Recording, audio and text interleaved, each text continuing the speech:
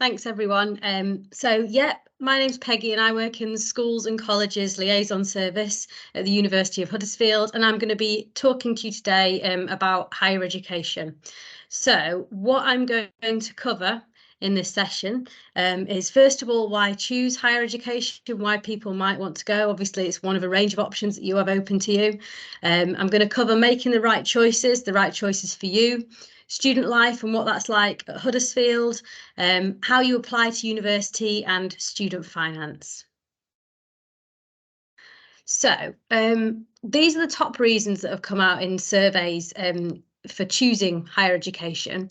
So first one, probably not surprising to people, is career prospects. So people go to university because they want to have a particular career that might need a university degree, or they're not sure what they want to do, but they know that university might open the doors to more different jobs. Transferable skills, also really, really important. So whatever university degree you study, you're going to gain loads of transferable skills, which are really useful for life and for the world of work. So improve earnings. On average, if you go to university, you won't earn more over a lifetime than if you don't. That's not to say that you can't get, a well-paid job without going to university, but just as an average, people who go to university tend to earn more.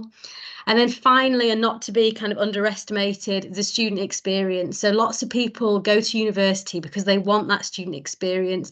They want that chance to potentially move away from home and gain some independence, make friends, expand their networks.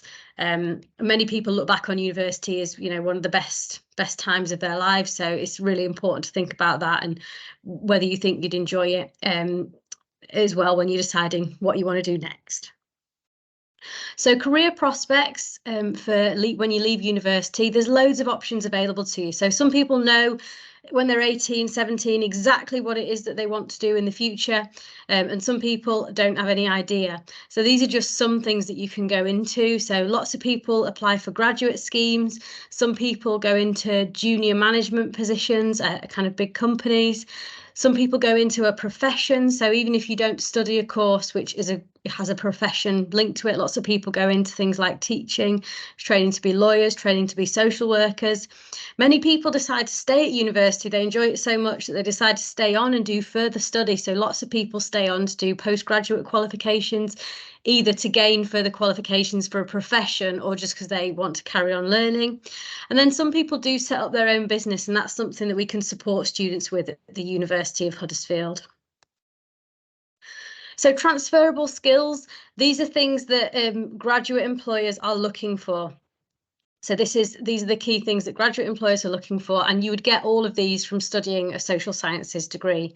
So teamwork, you're definitely going to be working with other people on your course, on projects and things like that. So teamwork is something you'll definitely gain at university. Problem solving, you're always thinking about complicated problems at university. So problem solving is definitely something you will also do. You have to get really good at communicating when you're studying at higher education. You have to, do writing, you have to do presentations, you kind of sending emails in a professional way. So that's something that comes through at university as well.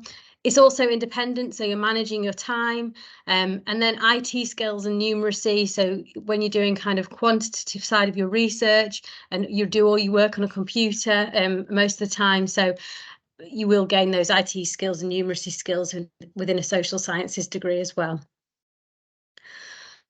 So you've got to think about making the right choice, and there is a lot of choice out there for people who are applying to university now.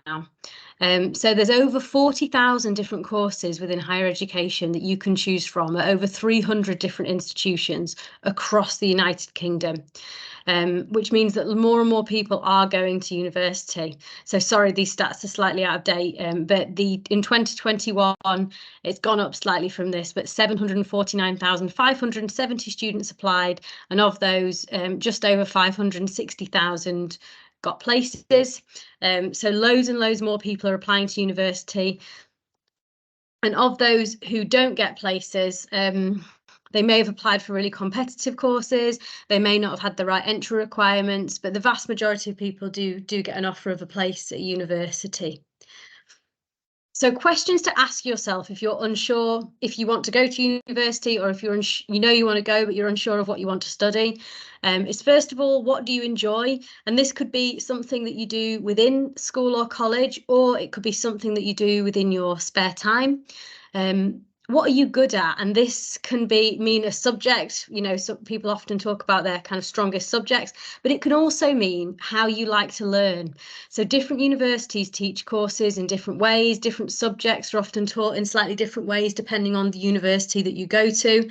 So think about whether you prefer exams or coursework. Think about whether you like being able to work as part of a group. Think about whether you're a practical person or you prefer to work kind of individually.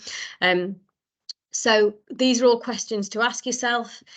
If you have a job or career in mind, then sometimes it's useful to work backwards. So if you want to be, for example, you're thinking of becoming a solicitor or a social worker, work backwards and think about the qualifications that you'd need to be able to do that. You often don't need to study those particular subjects within university. Like, you can study social work, you can study law, but a lot of people that go into those careers haven't done those as a degree. And it's the same with teaching as well. You don't have to study education or teaching at university to become a teacher. So have a think about that, and maybe work backwards if you do have a career in mind. Also, could you combine subjects? If there's two subjects that you're really interested in, is there a way of studying them together?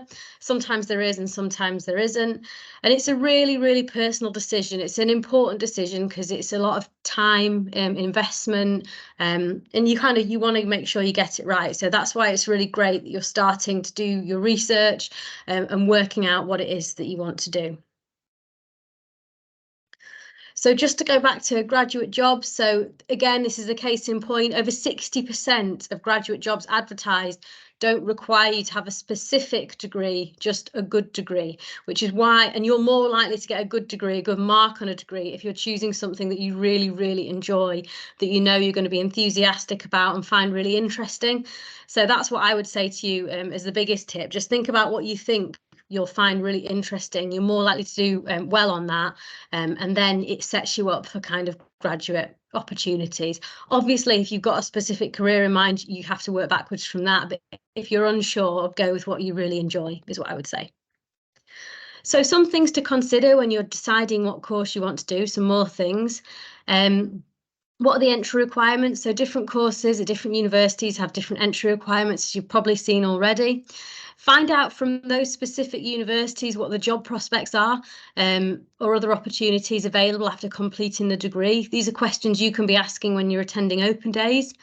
And then I've mentioned this already in terms of how you work, but think about asking how the course is taught and how it's assessed, and then matching that up as to whether you think you would have those skills and it would suit your learning style, because everybody learns slightly differently.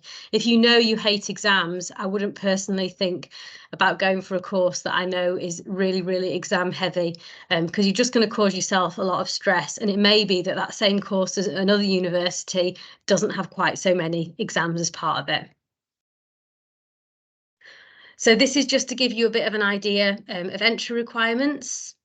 So you may already be aware of this, but I won't read them all out, but it's just an example. So these are going to be displayed in university prospectuses and through the university websites as well. And then another thing to look out for is placement years or sandwich courses. So at some universities, after completing your first and second year of study, you might have the opportunity to do a year in industry. And then you go back and do the final year of your degree. And there are some real benefits to doing this. So it's something to look out for when you're deciding where you might want to go. So it's a year of valuable experience at home or abroad. So again, I always say to people who are wanting to maybe stay local for university, the placement year can be a good way of getting the best of both worlds. So you might stay local for university, you might live at home, but then for a placement year, you might go further afield.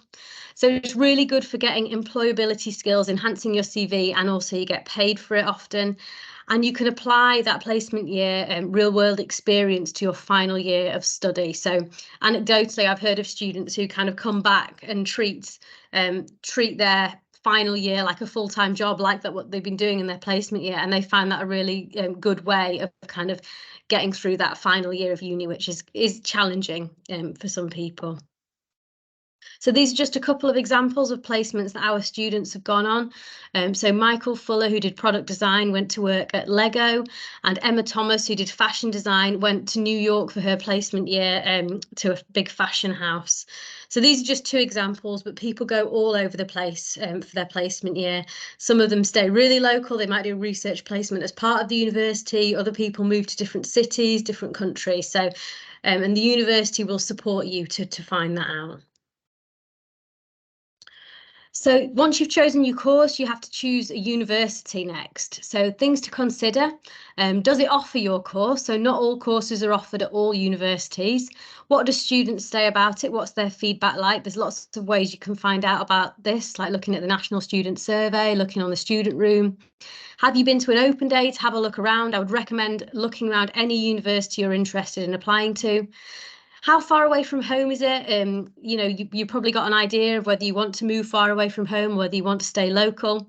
And is it a campus or non-campus university? So some universities have their buildings kind of spread about across the city. Other universities are all in one place. Some campus universities are out in the countryside, and they've kind of got self-contained facilities, and others like Huddersfield is a campus university, but in a town. So they all have completely different feels. So go and have a look around and see what you think will be right for you. So now I'm going to talk a little bit about student life at Huddersfield. So there's a few different ways you can get involved in student life outside of academia. So the Students' Union is a really good place to start, and most universities will have one of these, which is a charity based on campus, led by students for students to try and make student life better. So they can support you by introducing lots of different sports and societies that you can join. They advertise part-time jobs and volunteering. But they can also help you with things like housing. They can help you if you're having any issues with course mates or with any of your lecturers. Hopefully you wouldn't, but the Students' Union is kind of an independent body that can support with that. And as I said, it's not something that's unique to Huddersfield. Most universities have one of these.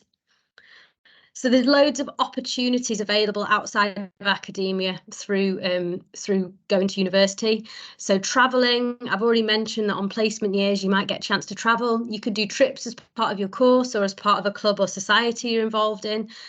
University opens up loads of opportunities to see the world. Socialising, so you meet so many different new people at university.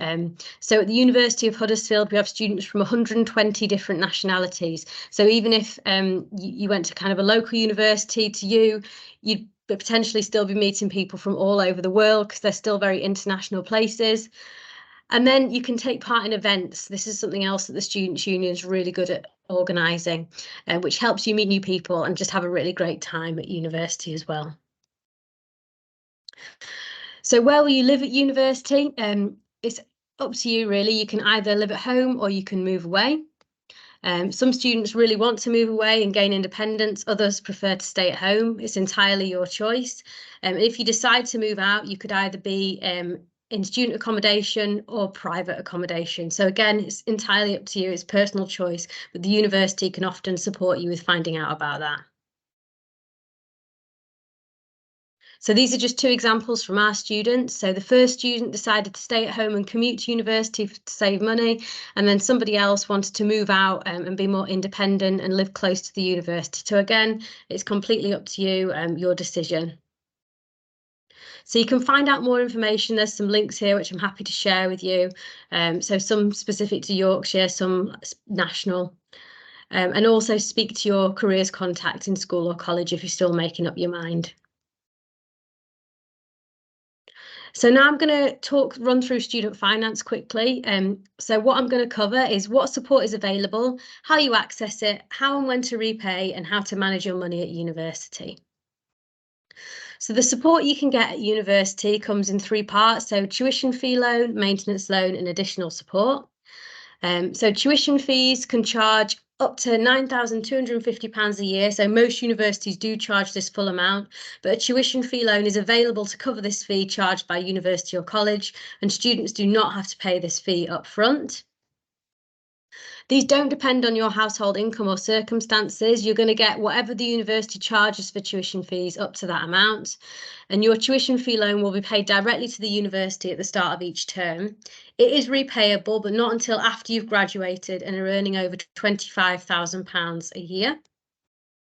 You then get a maintenance loan, which is paid directly to the student in 3 instalments across the year to help with living costs while at university. So it can cover all your basic living costs. It sometimes doesn't cover all of them, and students have additional sources of income, but it goes towards things like accommodation, food and drink, entertainment, transport. So how much you get is dependent on your household income, but all eligible students do get some support. And similarly to the tuition fee loan, maintenance loans do have to be paid back, but only when you've left university and your income is over £25,000 a year. So these are just the thresholds of how much money you'll get. So if anyone wants to have a quick check through of that, and you can also go on the student finance calculator online if you've got more of an awareness of what your household income is to find out what you'll be entitled to.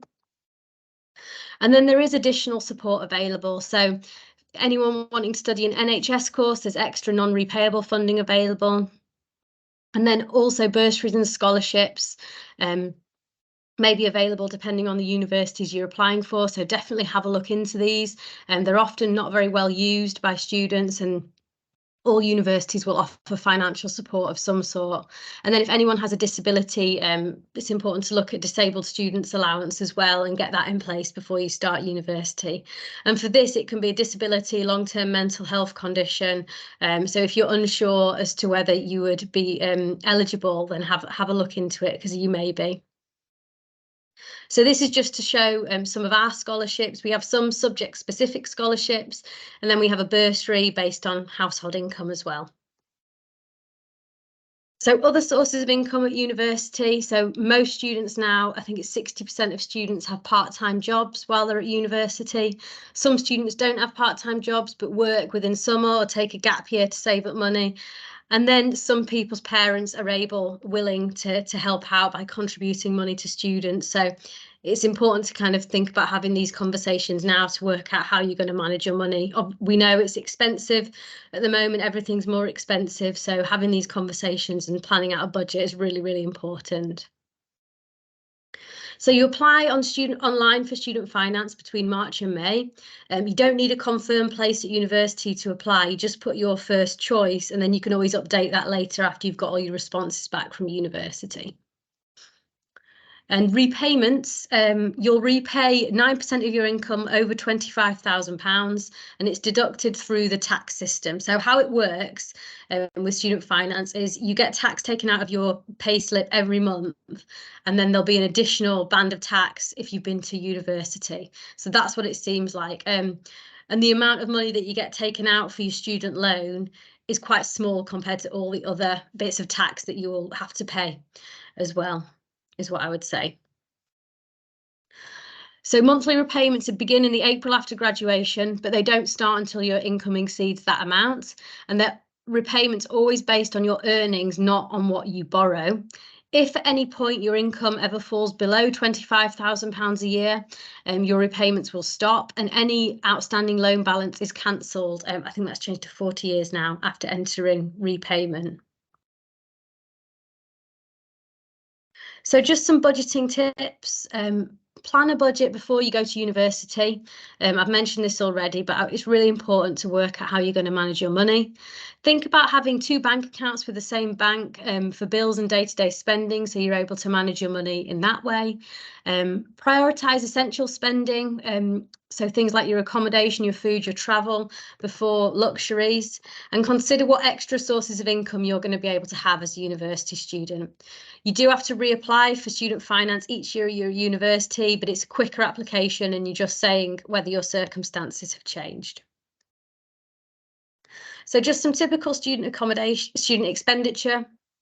So for accommodation, this does vary massively depending on where you study and what accommodation you choose, but expect to pay around £120 a week for accommodation. It'll be cheaper than that if you came to Huddersfield, but that's kind of the average.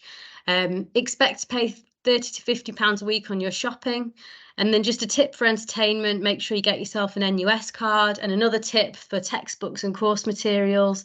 For textbooks, I'd really recommend borrowing books from the library and picking up discounted and second-hand books as well, because it may be that you only need them for a couple of modules, so you might not need to buy them all. So finally, just where to find out some more information. So I've got university websites, Student Finance England and the Student Room.